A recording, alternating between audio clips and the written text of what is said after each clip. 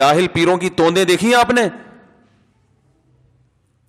میں نہیں کہہ رہا کہ جس کی بھی توند ہے تو خدا نخواستہ وہ جاہل ہے. بعض لوگ بزرگ ایسے ہوتے ہیں جو قدرتی طور پر بھاری جسم کے ہیں, تو بڑے بڑے صحابہ ایسے ہیں جو بھاری جسم کے تھے, لیکن there are two types of tones. ایک نیچرل ہو قدرت کی طرف سے, ہر شخص کا اسٹرکچر ایک جیسا نہیں ہوتا, اللہ نے کسی کو بھاری بنایا, کسی کو دبلا بنایا, کسی کو کیسا بنایا, تو یہ تو خدا کی طرف سے ہے. یہ تو صحابہ میں بھی تھے, تابعین میں بھی, آج بھی بڑے بڑے اللہ والے ہیں جن کے جسم بھاری ہیں. لیکن ایک توند وہ ہوتی ہے جو صدقے کے بکرے کھا کھا کے, بولو نا بھائی, نکلی ہو, جو مدرسے کے چندے کھا کے نکلی ہو, جو یتیموں کو دکھا دکھا کے ہیں, کچھ یتیم رکھے ہوئے ہوتے ہیں بعض لوگوں نے, یتیم دکھایا, چندہ لیا, کچھ تھوڑا یتیم پہ, باقی اپنے اوپر. یہ والی جو توند ہے اس کا اسٹائل بالکل یونیک قسم کا ہوتا ہے, یہ اکثر پکڑی جاتی ہے یہ والی توند. لیکن افسوس کی بات ہے ایسی توندوں والوں کے عقیدت مند زیادہ ہیں.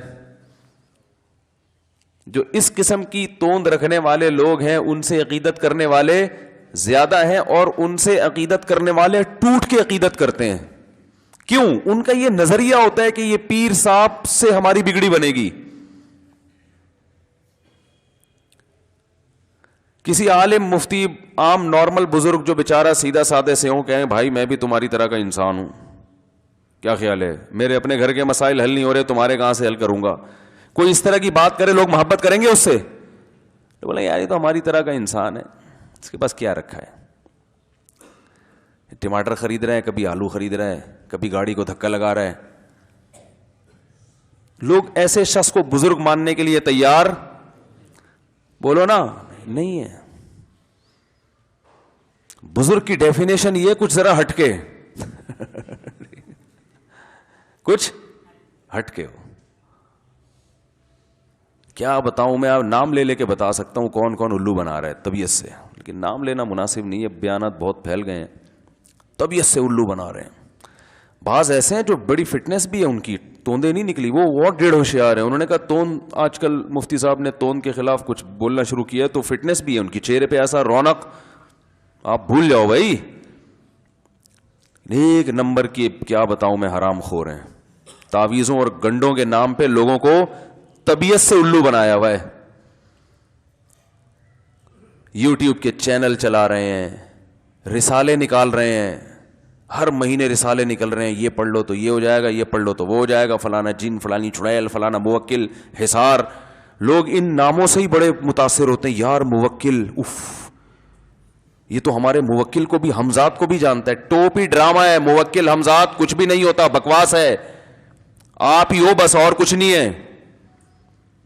وہ کہنا آپ کے موکل پہ قبضہ کر لیا ہے, بولے بھائی کیا ہے, کس پہ قبضہ کیا ہے, دکھا تو صحیح. بہت دن ہو گئے عاملوں کی گتنی بنائی ہے میں نے, مجھے بھی ابھی عجیب سا فیل ہو رہا تھا ٹھیک ہے نا,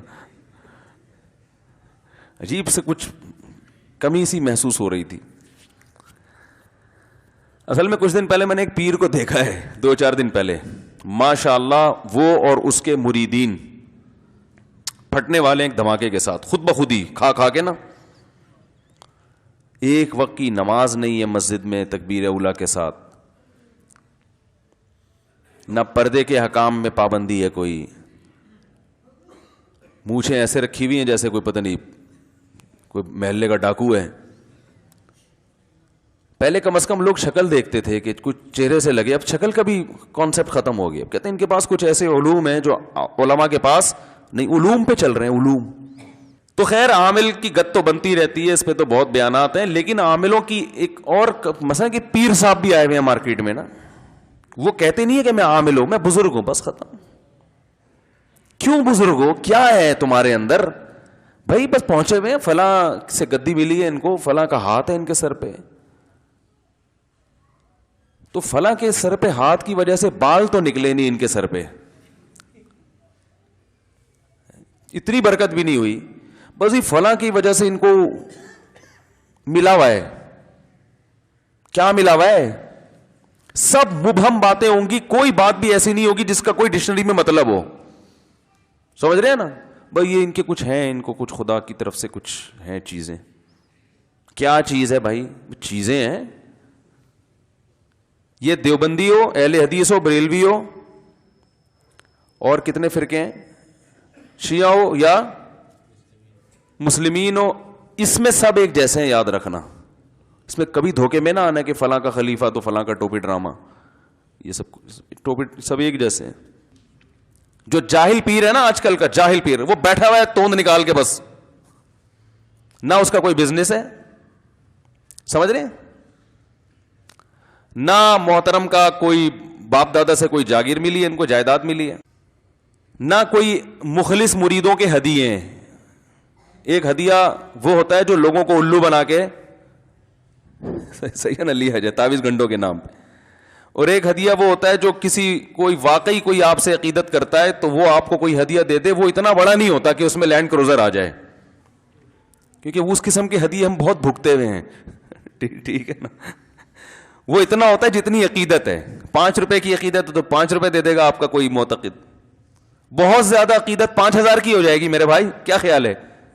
5000 سے زیادہ عقیدت کے لیے بہت سامنے والے کو انسپائر کرنا پڑتا ہے کہ میں بہت زیادہ نیک ہوں, معمولی نیک نہیں ہوں. پھر 5000 سے اوپر تھوڑا سا گراف جائے گا, لیکن وہ بھی لاکھوں کروڑوں تک اتنا نہیں ہو جاتا کہ پلاٹ خریدے جائیں, جائیدادیں بنائی جائیں اور بنگلے خریدے جائیں, اور بھائی پیر صاحب کے ہاتھ میں سونے کی انگوٹھی تو چاندی کی ادھر لاکٹ یہ والا, اور پھر خود بھی کھا رہے ہوں, اپنے بھائیوں کو بھی کھلا رہے ہوں, اور پورے سلسلے مریدوں کے خلیفوں کے ڈیفینس میں بنگلے بن رہے ہوں. یہ اس کی علامت ہے میرے بھائی, دال میں کچھ کالا کالا, بولو نا بھائی, ہے. اس کے لیے ضروری ہے کہ آپ سامنے والے کو یہ جتلائیں کہ میں بہت پہنچا ہوا ہوں. مجھ پہ انویسٹ کرنا گویا اپنے اوپر انویسٹ کرنا ہے, سمجھ رہے ہو نا. مجھے خوش رکھو گے تو بگڑیاں بنتی رہیں گی, مجھے ناراض کرو گے تو بگڑی, بولتے کیوں نہیں بھائی, بگڑی بگڑ جائے گی تمہاری, خراب ہو جائے گی.